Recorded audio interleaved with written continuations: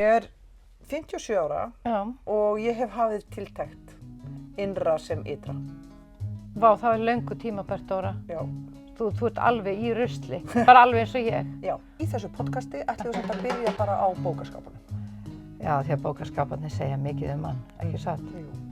Bókaskápurinn spegill sálar þinnar. Okay.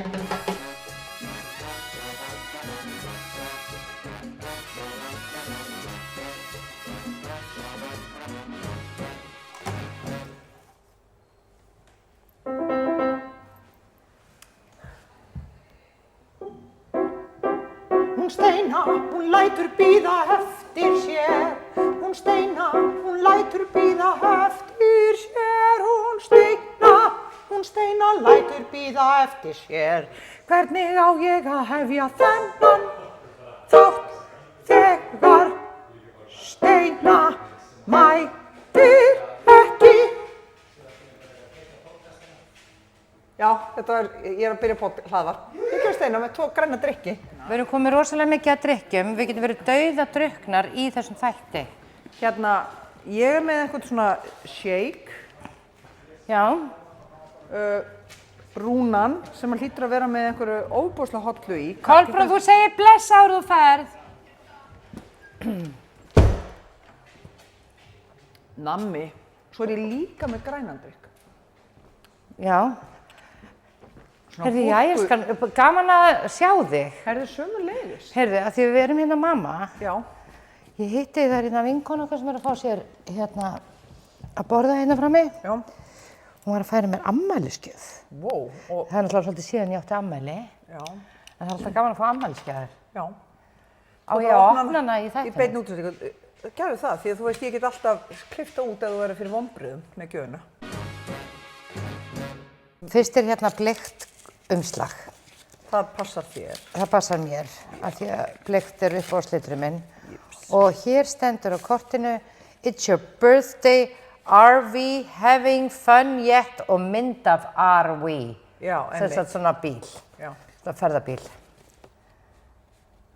Elsku Steinun innilega og hjartanlega til hamingju með ammælið, endurfæðingun og allt stórbrotna ferðalagið sem það er að vera eitt gegnheilt gilt inntak. En ferðalagið er samt rétt að byrja.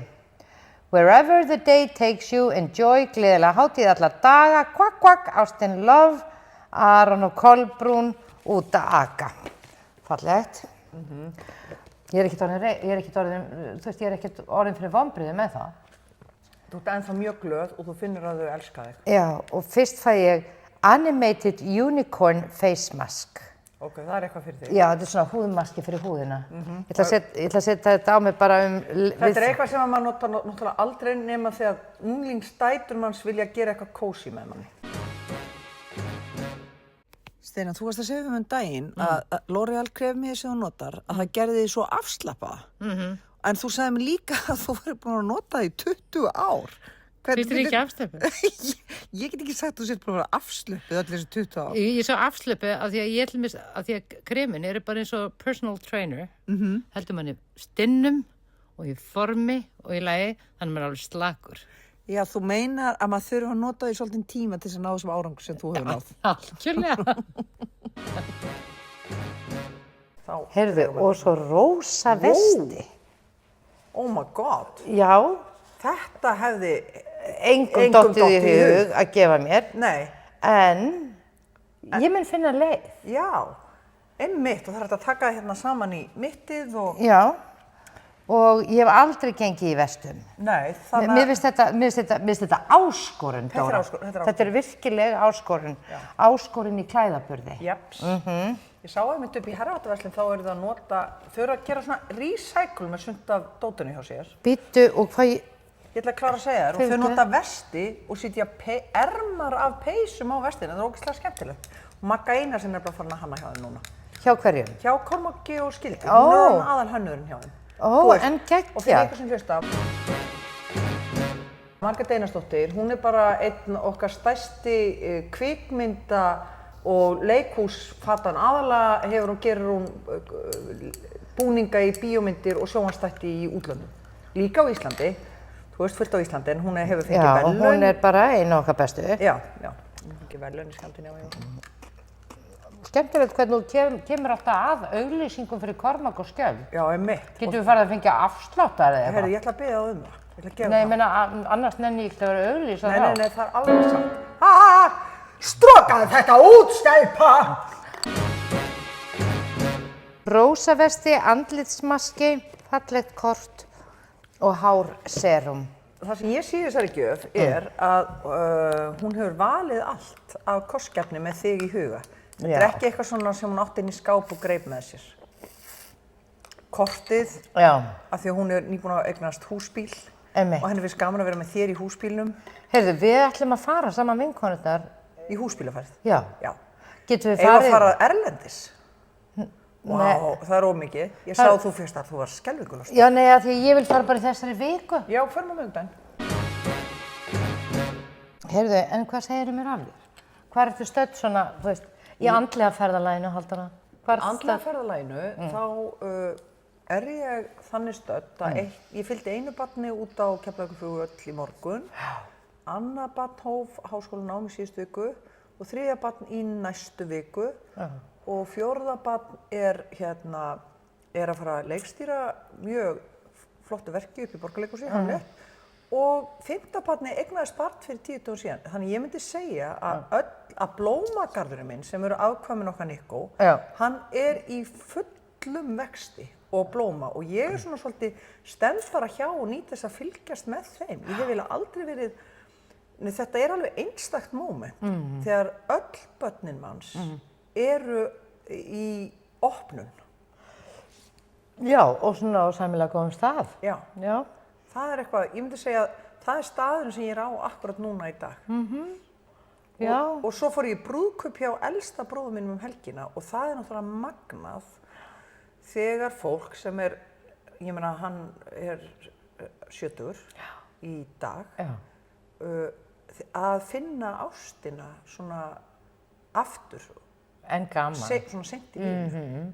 Og var þetta ekki skemmtilegt brúðkaup? Alveg rosalega gaman og þetta er bara, það er náttúrulega galdra þegar fólk verður ástfangið. Já. Það er algjör galdra, sko. Og voru þið öll fjölskyldan saman? Já. Fjölskyldur beggja brúðhjónanna auðvitað? Já, og svo voru systkinabörnina því að það er náttúrulega alltaf takmörku sæti í öll brúðkaup. Og það er bara erfiðasta sem maður gerir að bjóða í brúðkaup. Já. Af því að það er einhvern veginn þræðirnir í ættirnar og eitthvað svona verða svo langir, sko. Já. Og það er svo lítið pláss þegar það er 2 manneskjur og báðar eiga að fá jafn mörg sæti. Já. Þannig að systkinabörn bróður míns, þau mættu bara sem þjónar, þannig gátu þau verið með. Já. Þannig að þau þjónuðu til borðs og gátu þannig verið með okkur hinum af því að það var ekki til sæti fyrir þau, sko. Nei. Þannig að þetta var svona risa fjölskyldupartí. Hvar var þetta? Aratungu biskupstungum, þar sem að amma mín og afi byggðu gróðurhús með hollensku peningunum sem amma kom með frá Hollandi. Þau fengu lán í Hollandi til að byggja gróðurhús. Veistu hvers konar matvöru þau ræktuðu? Tómata, agúrkur. Heldur þú, Halldór, að þú gætir orðið svona garðyrkjubóndi? Nei. Af hverju? Ég held að mér myndi leiðast. Ég vann eitt sumar við að taka upp gulrætur, sko. Og tína, mér fannst alveg gaman af því að fólkið var skemmtilegt. En ég hef aldrei fundið þennan innri græðara inn í mér. En ég samt málaði íbúðina mínu daginn með Nikkó og ég er ágætt í því, en mér dettur aldrei í huga að gera það fyrir að bræði. En ef mér er fengin verk og mér er sagt hvernig ég á að vinna þau, þá er ég náttúrulega bara handhleypa til verka. En færið þið ekkert svona jarðtengingu þegar þú ert að róta í mold og svona? Jú, bara eins og því ég geng á fjöll og eins og því ég sest niður og horf út á vatn og svona. Bara eins og alltaf þegar maður hefur eitthvað að gera, þá jarðtengist maður, eða það ekki? Já, þegar maður er að gera eitthvað svona praktist sem make a sense. Já. Akkurat, sko. En þú, hvað þú stödd í lífinu og listinni? Eða lífinu? Ég var líka í voða skemmtilegum gleðskap helgina. Já. Ég var í heljarmiklu brúðkaupi og það var líka alveg ótrúlega skemmtilegt og margt manninn og höfðinglegt boð og rausnarlegt allt saman og það var mjög skemmtilegt og þarna var mikið af samfarið af fólki okkar í samfélaginu og þetta var eiginlega bara alveg töfrum líka helgi, sko. Vá. Já, mjög skemmtilegt og svo vorum við Gunnar unnustu minn bara svona að jafna okkur eftir skemmtilegheit helgarinnar í gær og fórum snemma að sofa og ég svaf rosalega vel í nótt, þannig ég er svona alveg útkvíld og ég ákvaði mitt að fasta í dag. Já. Eða þú veist, vera bara á fljótandi í dag. Já. Aðeins að hvíla kerfið, það búið að vera mikið veisluhöld og mikill matur og alls konar gott og svona. Og ég finn svona að nú þarf ég bara aðeins að hvíla kerfið, sko. Þetta finnst mér erfiðast að Human Design það segir að ég eigi ekki að fasta.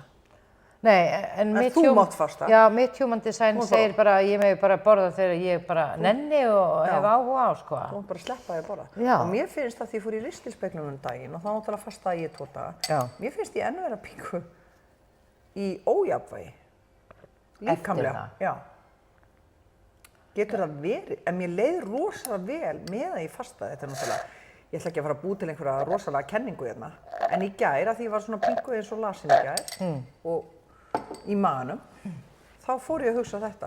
Getur verið að þegar ég gerir svona eitthvað rastíst eins og að fasta í, þetta voru eiginlega 3 sólarhringar, að það hafi svona djúp áhrif á mig. Það rugli mig svona, rugli líkamskerfið mitt. Já. Nú, elsta barnið mitt varð 30 helgina, Bríet mín varð 30 helgina. Það er eiginlega makalegt til þess að hugsa maður eigi 30 barn. Já.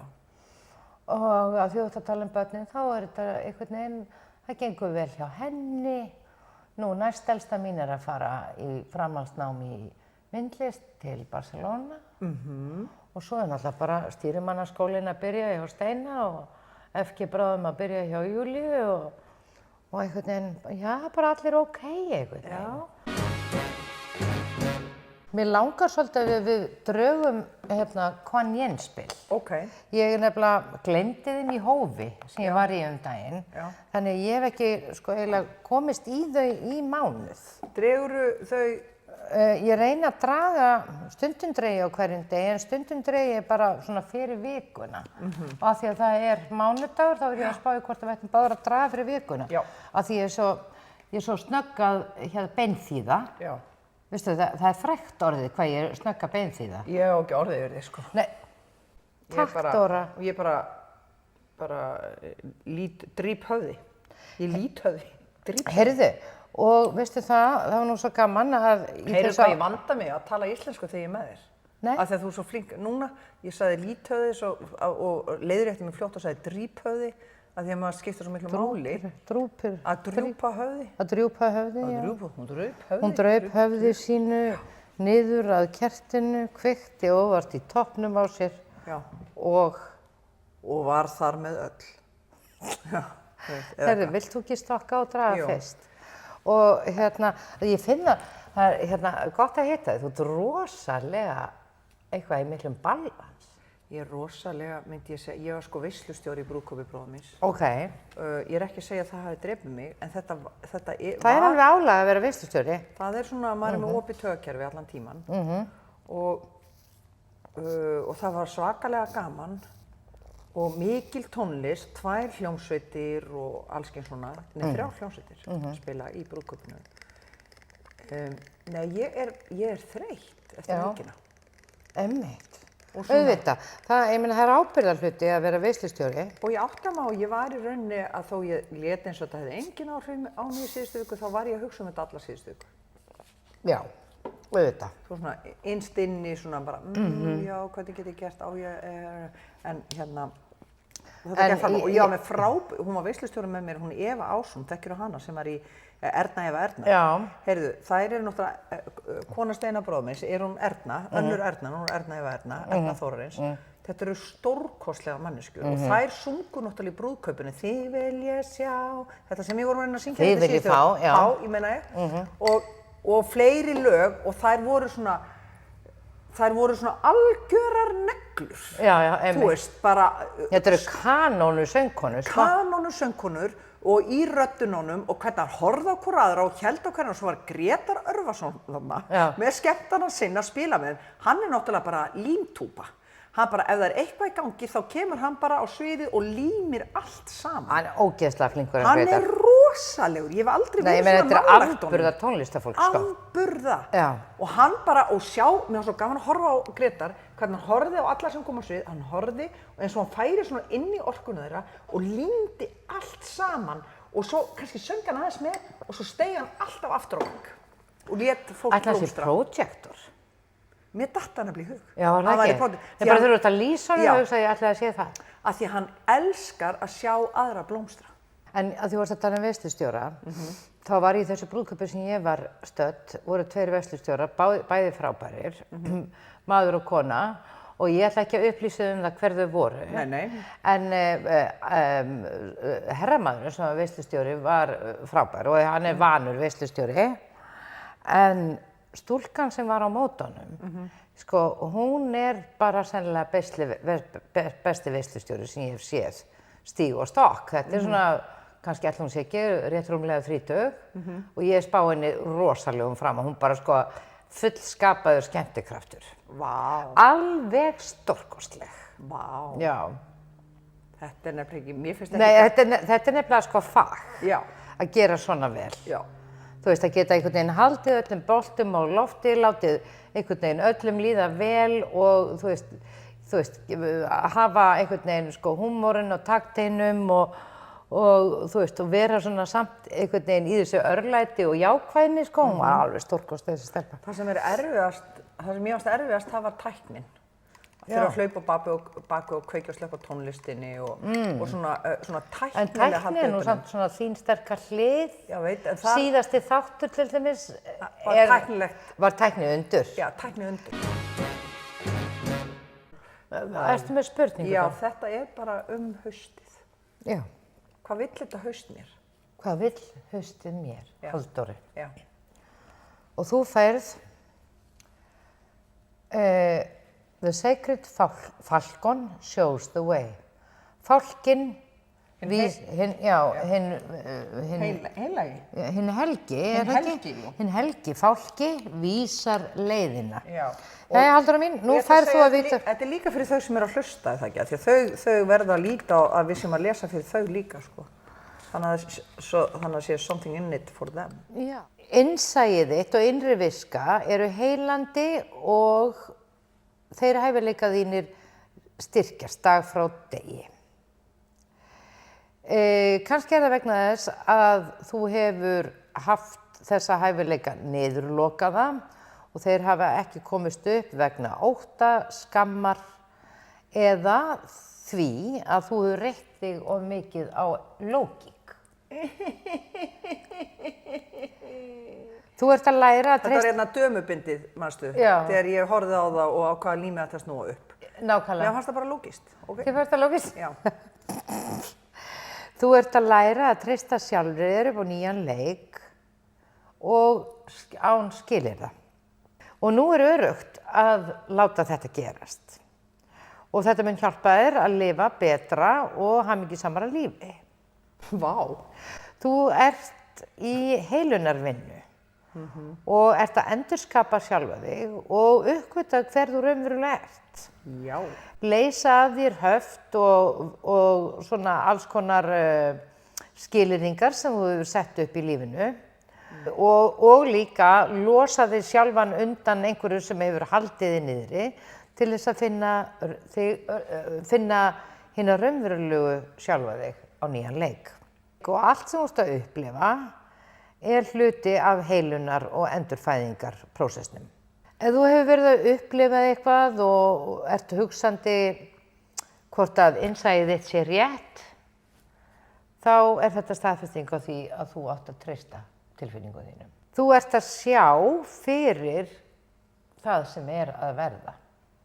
En það sem þú þarft að vita er að þú munt með innsæinu finna hlutina á þér og stuttu síðar muntu sjá að það verður þannig. Mér sýnist þetta spil vera að segja að þú sért hugsanlega að breytast í völvu. Já, En ég hef tilfinningu fyrir því. Að ég sé alltaf verða meira og meiri völva í lífinu og ég held, Já, og ég er líka svolítið að nefnilega. hugsa þetta sko, þú veist, hefur ekki tilfinningu með sjálfa þig með Jú, þetta? jú. En ég held sko, ég meina lífaldur er að hækka. Erum við ekki bara komnar á aldurinn þar sem konur voru orðnar völvur? Við erum alltaf bara völvur. Já. Og ég fæ svona sýnir af mér, sitjandi bara einhvers staðar, já svona, mér hefur byst svona sýn, þar sem ég sit á stein upp á fjalli, ávölu fjalli og fólk bara kemur gangandi til mín eins og sækja eitthvað til mín. En sýnin er að segja mér að ég þarf ekki að hlaupa, ég þarf ekki að hlaupa niður af fjallinu, ég má sitja. Og þessi sýn er búin að vera í allt sumar innan með mér og ég veit ekki alveg hvað, og ég bara hugsa að þetta er góð orka að halda í. Ég má sitja, hafa yfirsýn og hlutir koma til mín. Ég þarf ekki að hlaupa eftir hlutum, hlutir koma til mín. Það er eitthvað svona. Sko, þetta er dálítið merkilegt og skildi fá þetta spil. Vegna þess að þá ætla ég að segja þér hvaða bók ég kom með. Dóra, sjáðu. Hvað? Sjáðu. Já, sjáðu. Langflottasta gleraugnabúðin. Já. Ég rakst á þetta upp í bókahillu hjá honum Gunna mínum. Já. Og ég fekk leyfi til að koma með hana.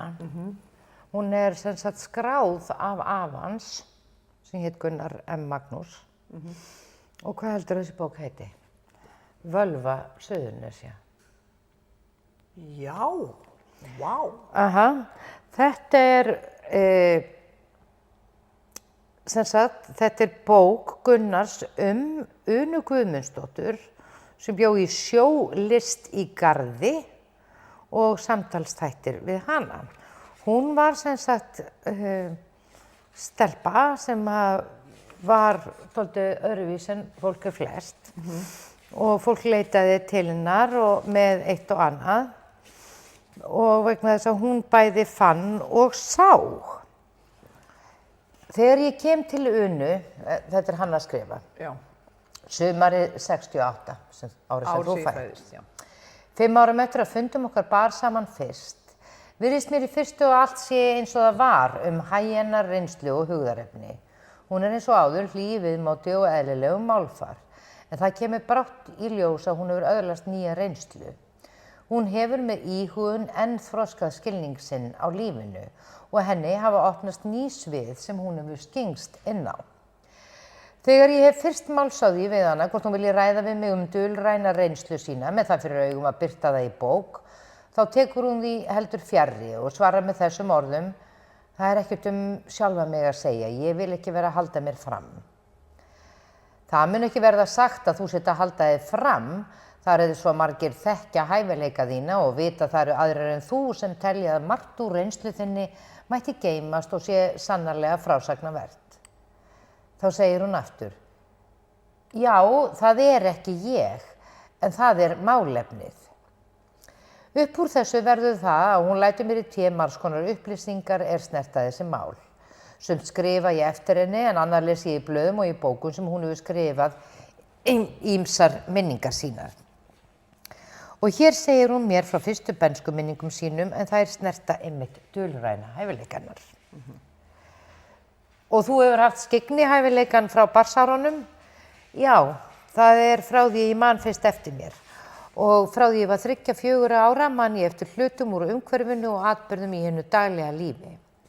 En þá komst ég smátt saman að því að það var eitthvað sérstakt og reynda margt sem ég sá og skynjaði sem aðrir í kringum í hvorki sáu né urðu varir við. Ég rak mig oftlega á þetta þegar ég var að tala um það sem fyrir mig bar. Þá fekk ég oft að heyra hjá fólkinu að þetta væri bara bull. Og ég var oft undrandi að heyra fólki tala bullið í mér og skildi ekki hvernig á því stóð.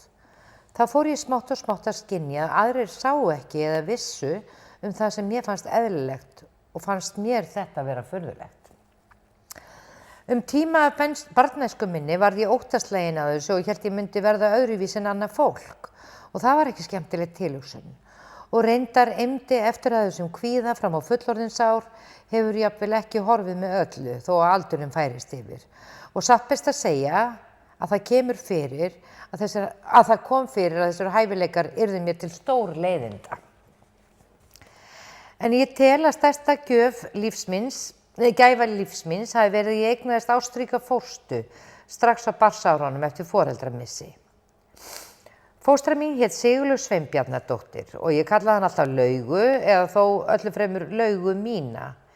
Ég var ekki vaninn á að kalla hana mömmu, þó að Lauga mín gengi mér í móðurstað og tæki mig ómálga að sér því að móðir mín hvatti þennan heim þegar ég fæddist. Faðmur Laugu minnar var því raunverulega minn móður faðmur.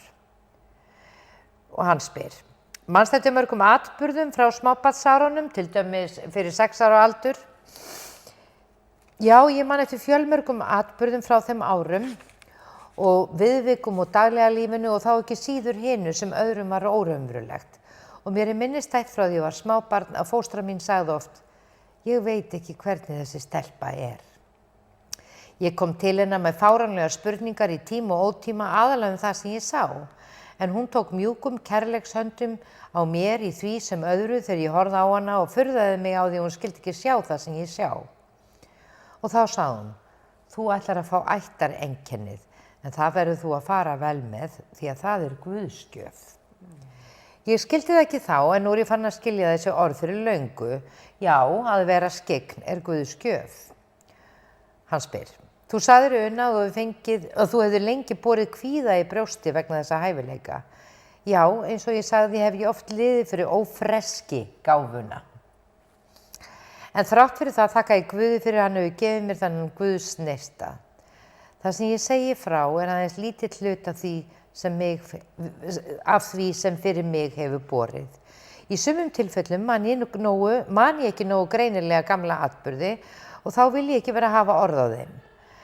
Að vísu skrifaði ég stundum upp frásögn af atvikum skömmu eftir að þeir gerðust og það rétt og satt greint frá. Annað það að sumt af því sem ég hef fjallað einkamál annarra og það leit ég kyrrt líka. En ég segi ekki frá öðru en því sem ég fyrir Guði og samviskunni veit að sannleikur. Skemmtilegt. Langar ekki að lesa þessa bók? Jú, mér líður svona núna, ég vil alls ekki hætta að lesa, en ég náttúrulega alls ekki með skyggnigáfu. Nei, en sko... Ég segi að völvan sem vaknar innar með manni þegar manni eldist í rauninni hvíslið, það splínið í Human Design. Það að treysta hvíslinu innra með manni. Það bara, þetta, nei, hún ætti nú frekar, já, nú segi ég ekkert, þú veist, allt þetta. Já, en sko... Þegar þú segir að þú hefur séð sjálfa þig fyrir þér sitja á steini, vegna þess að stundum þegar ég að hugleiða, einmitt með lokuð augun, þá allt í einu, það var eins og bara í myrkrinu, bara svona allt í einu bara svona opnist svona eins og bara svona gat í myrkrinu og stundum sé ég bara alveg eins og senu úr lífinu. Og það oft einhver sko bara eitthvað fólk sem ég veit ekkert hvað fólk í einhverjum aðstæðum og umhverfi sem ég þekki ekki og ég veit ekkert af hverju ég að fá þessar myndir.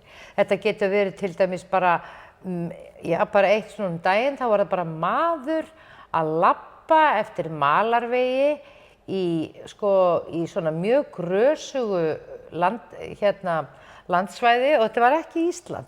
Og ég sé bara þennan mann labba eftir veginum og svona, þú veist, gras og svona akrar sikkur megin við.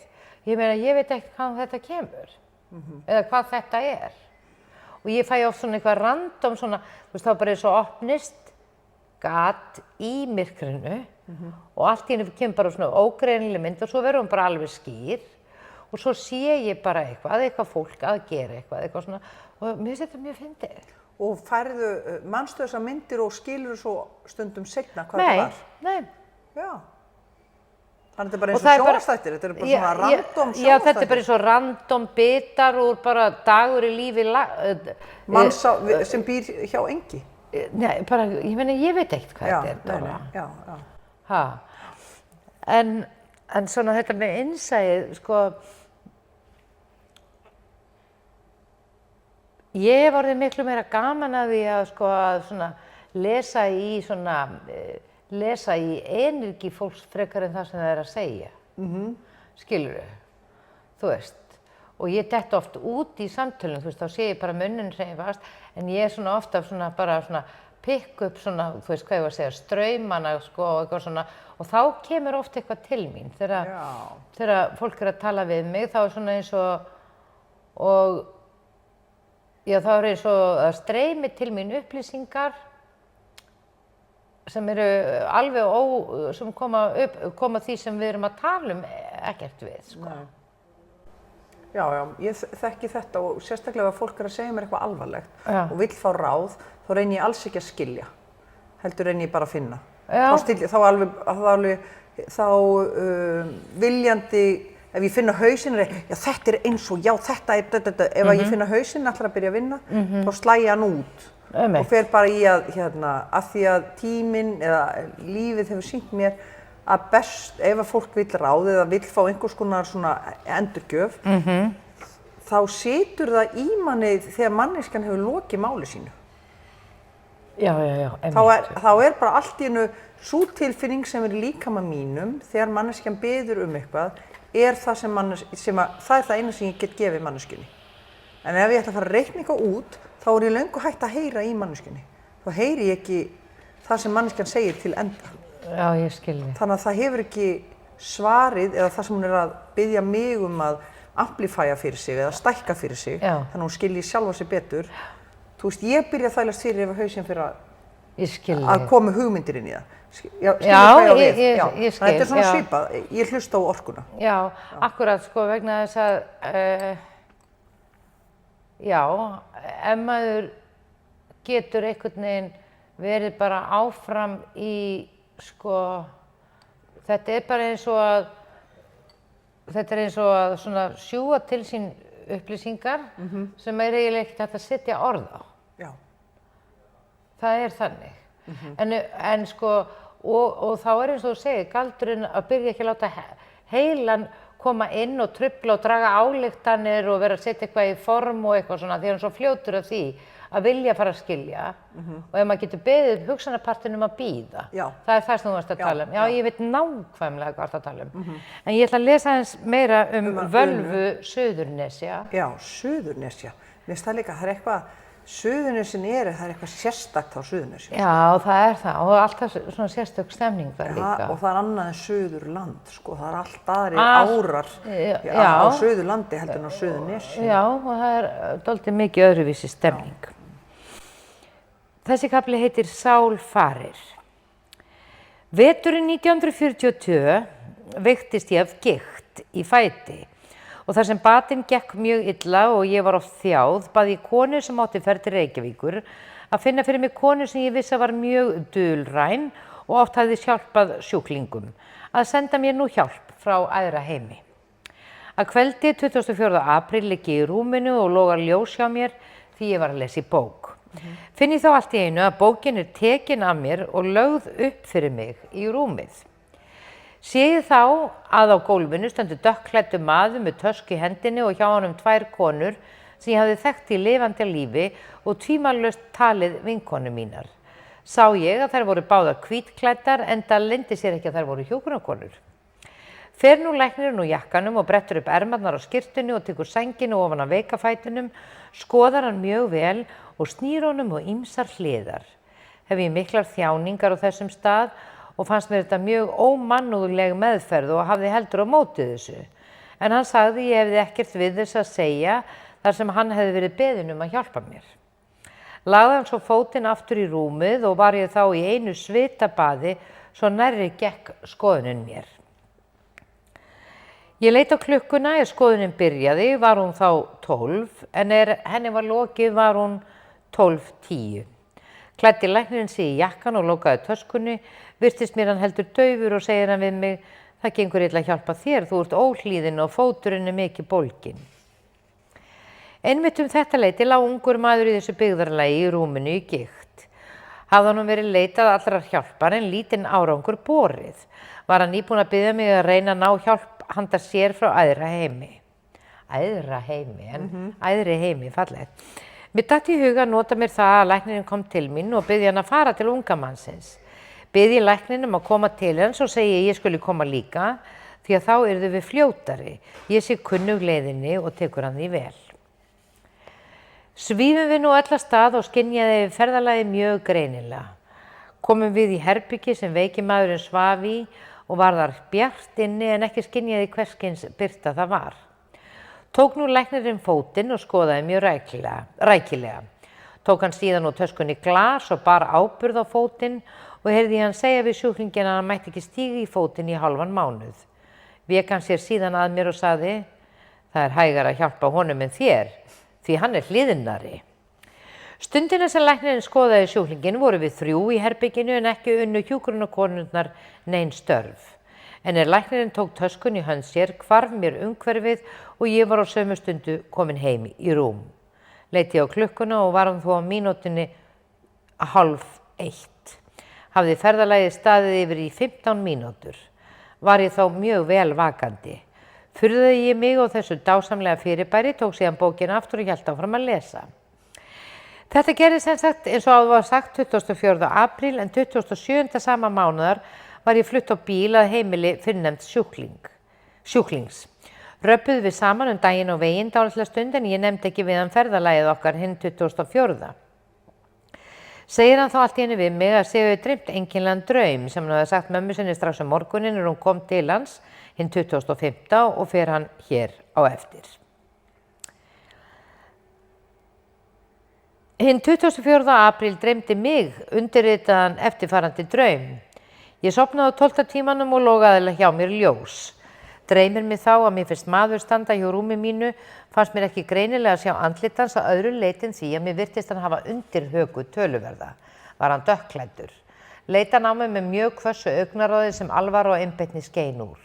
Lagði hann frá sér tösku sem hann hélt á og fór að skoða mér fótinn mjög nákvæmlega og bera á hann einhvern rauðan áburð sem hann tók úr glasi sem hann tók úr töskunni. Lét hann svo glasið aftur í töskuna og sagði við mjög ákveðið, þetta dugar ekki. Við verðum að gera eitthvað meira, þú mátt ekki stíga í fótinn eða hreyfa þig í 14 daga. Virtist mér að nú fara að búa sig af stað en þann tíma sem ég dreymdi þetta vissi ég mjög greinilega af honum í herberginu. En ekki sá ég þær og ekki gerðu þær neitt til að hjálpa lækninum. Hurfuðu mér svo í svefninum og svaf ég til morguns móðir mín kom og sagði henni drauminn. Ekki magna? Jú. Ha. En ekkert hvort hann læknaðist? Nei. Það þarf kannski ekki að segja það. En það er svolítið skemmtilegt hérna að hún talar hún segir þegar hún er lítil stelpa þá byrjar hún að segja hún oft spurða því hún var oft svona dróð sig í hlé og varð kjur þegar það birtust henni sýnir og ef ég var að spurða því hvernig ég var í svona kyrrlát þá svaraði ég aðeins ég er að sjá. Ég er að sjá? Ég er að sjá. Ég er að sjá. Vá, en fallegt. Og hann hlakkaði til þegar það fór að dimma á kvöldin af því henni fannst ekki bara gaman að hlusta á sögur og kvæði heldur til að sjá alla dásamlegu litina sem þá bar fyrir augum mín helst ef ég hafði þau lokuð. Það var eins og langir þræðir af gulum, grænum, rauðum og bláum litum og stundum blandaði þetta allt saman með smjúklegum hreyfingum og margs konar lögum. Þetta nákvæmlega þekki ég. Að sjá svona, þú veist, þegar maður er í slökunum, lokun augun, að sjá svona litaslæður og alls konar svona liti ferðast. Ég get minnst það alveg brjálæðislega skemmtilegt. Og þetta greinilega eldist af henni. En ert þú að sjá svona litaslæður? Nei. Þú ert ekki að sjá svona litaslæður? Og hérna, já og nei, þegar ég fer inn í svona djúpar hugleiðslur og eitthvað svona, mér er alltaf sagðar sögur, það er alltaf bara ég sé akra og amma mín kemur út úr skóginum og svo fer ég inn í annan skóg og þar er norn og allt mjög sterkt svona symbolískt eitthvað sem þýðir eitthvað fyrir mig og svona en ekki litaslæður. Ekki litaslæður, nei. En ég sé samt að akurinn er gulur. En sko þetta er kannski að því að við erum báðar að stíga inn það að verða völvur. Já. Myndirðu fá þér í síma svona... Haldur að gerast þetta er völva? Já. Nei. Af hverju? Að því að mér finnst það svo líkt völva. Er það ekki píka? Jú. Haldur að gerast þetta er píka. Eða, ég veit ekki, nei, ég er nú náttúrulega að bulla bara þegar ég segi þetta. En hérna, nei, ég myndi ekki setja völva. Heyrðu, ég hef verið í auglýsingu fyrir Íslandsbanka og ég var sett á veltiskilti. Þetta eru sko 20 ár Vá, hvernig leiðir, var það ekki óglatt? Nei, veistu, jú, mér var svo óglatt á veltiskiltinu. Ég var bara alltaf Hlýtur þú svo óþæld? Svo alltaf því ég kom tilbaka bara, getur að laga, svo aftur bara, svo bara veltist ég svona í einhvern tíma. Íslandsbanki. Ég ætla að lesa pínlítinn kafla enn. Einu sinni þegar ég var 6 ára bar svo til að ég var háttuð í rúm á vetrarkvöldi og fóstra mín var að lesa í einhverju sögubók. Að mér finnst allt í einu hið kunnuga umhverfi hverfa. En ég vera komin á einhvern ókunnan stað í afar fögru umhverfi. Allt var það ekki blómum og trján. Fannst mér ég eiga að sjá þarna einhverja helgi athöfn. En í þessum svifum er komið mjúklega við mig og sagt: Er þér illt, Una mín? Það var fóstra mín sem sagði þetta við mig. Ég hrökk við og gat stönuð upp: Nei, ég var bara að sjá. Bróðir minn sem var eldri en ég og laus við minn ágalla segir þá við mig: Voðalega getur þú verið slæm stelpa. Við fóstra héldum þú verið dáin, þú andaðir ekki. Ég var ósköp raunamætt af að heyra þessi vandræði, ég skildi gera þau svona hrædd. En fóstra sagði: Hún getur ekkert að þessu gert, aumingin. Reyndu nú bara að fara að sofa, Una mín. Blessuð fóstra mín, allt skildi hún. Þetta var í fyrsta skipti sem ég minnist að ég hafi farið út úr líkamannum. Samt hef ég hugmynd að eitthvað svipað hafi verið búið að koma fyrir mig áður. En ég segi ekki frá því, þar sem ég man það ekki nógu vel. En svo er mjög skemmtilegt og svo eru semst í þessari bók bara endalausar sögur af því hvernig hún sem sagt tengdist inn í líf ýmis fólks og hvernig hún sá hluti fyrir og gat hjálpað í ýmsum aðstæðum. Vá, hvað hefur verið gaman að vera hún? Já, gaman og erfitt. Þetta er nú kannski líka, ég meina svona gáfur eru alltaf, eða kannski voru alltaf svolítið litnar hornauga. Fólk bæði laðast að því en líka óttaslegið, sko. Sennilega fólki sem hefur mest að fela, það hefur náttúrulega miklar áhyggjur af því að fólk geti bara lesið það eins og opna bók. Já, en mér finnst líka því að vera orðin eldri og geta þú veist eins og að unna mér svona vel upp í sumarbústað og það er ekkert að gerast þar. Já. Þú veist, ég meina, ég get farið út á bát, ég nenni því yfirleitt ekki.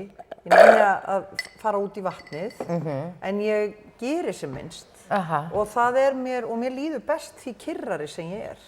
Því þá kemst ég meira svona í svona innri heima og mér finnst það svo gaman. Nei, ég meina, það er allt aðalstöðið og allur aðallærdómurinn í kyrrðinni. Það er fyrst þá sem að sko, raunverulega, þess vegna hugsaði þeir sem af hverju er mann ekki kennt að í krísum, í staðinn fyrir að fara einhvern veginn að fara að setja í gangi einhverja viðbragðsáætlanir, að setjast bara niður á rassinn og vera kyrr. Af því að oft er það sko, þú veist, stress og sem kemur í veg fyrir það að maður geti hugsað kannski alveg skýrt og fundið það sem er rétt að gera. Já, en sko þegar maður er undir álagi, þá er eins og allavega ég, þá næ ég oft ekki að kyrra mig þannig að ég komist inn í þennan draumastað. Nei. Þú veist það sem ég geti rauninni farið í ævintýri. Eða er mikið álag, þú veist, maður lendir í átökum við einhvern sem er mjög, eða eitthvað, þá tekur það yfir og það verður svona eins og kortisólið í manni eða þá kemst ég ekki inn á annar stað, sko. Nei, skilji. Þá er eins og ég festist í taugakerfinu eða festist í einhverjum, já, og mér finnst það merkilegt, sko. Mér finnst það merkilegt að því að svo veit maður að það gengur yfir en samt kemst ég ekki inn í draumaheima, sko. Ég veit. Ef ég kalli þetta draumaheima. Það er náttúrulega pingur svona draumaheimar, sko. Auðvitað. Þetta er svona, þetta er alveg Netflix-seríur sem gerast innan með manni, sko. Alveg. Þannig að miklu skemmtilega Netflix-seríur. Já. Nei, finnst þið bara þjótt að minnast á Netflix. Já. Við reyndum í gær að finna eitthvað til að horfa á þar. Já. Það var alveg borin von. En svo horfði ég á smá af heimildamyndinni Pamelu Anderson.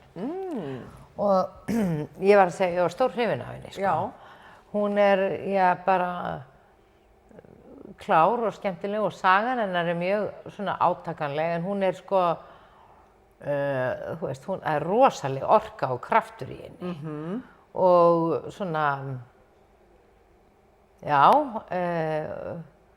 ég mæla alveg með að horfa á þessa mynd. Hún jafngömul okkur, eða ekki? Jú, svona svipuður ekki. Já. Og nýtekinn saman við Liam Neeson. Já. Það margar myndir af þeim og og hún hætti að mála sig og það þykir revolutionary, náttúrulega. Já, en saga hennar mögnuð. Hún svona elst nú upp ekki við neinar kjöru aðstæður og hún var með barnfóstru sem misnotaði hana kynferðislega. Henni var nauðgað 12 ára gamalli. Wow. Og svo sko segir hún frá því sjálf að hún sko henni finnst hún svona eignast aftur yfirráði yfir sínum líkama þegar henni boðið að vinna fyrir Playboy og hún verður svona mikið stjarna og allt þetta og hún finnur að hún getur einhvern veginn in her power eins og hún upplifir það. Þú veist, þarf ekki lengur að vera fórnarlamb heldur getur notað líkamann á sér sem asset, sko, sem einhver innustöðu og svona. Já. Það kom einn gestur. Vitið, það kom einn gestur í þáttinn. En getur þú sagt mér hvað klukkan er? Því ég held að þátturinn sé að vera búinn. Klukkan er svo mikið sem 13:13. Ég þarf að fara. 13:13. Heyrðu, bara þátturinn er búinn. En ég meina... Þú mælir með Pamela Anderson. Heimildamyndinni, algjörlega. Og eignast algjörlega. líkama sinn. Og sem að gera það, já. Nei, sko, þetta er flókið, því að svo tapar hann honum aftur. Já, auðvitað, heldur betur. Já, og eignast hann svo aftur. Já, þetta er nefnilega Ok, það margir hringir hér á jörðu ár. Ég vel með hennar líkama, ég missa hann, fæ hann aftur, missa hann, fæ hann aftur, missa hann, fæ hann aftur. Alla jafn. Allir missa líkamann og eignast hann aftur og aftur.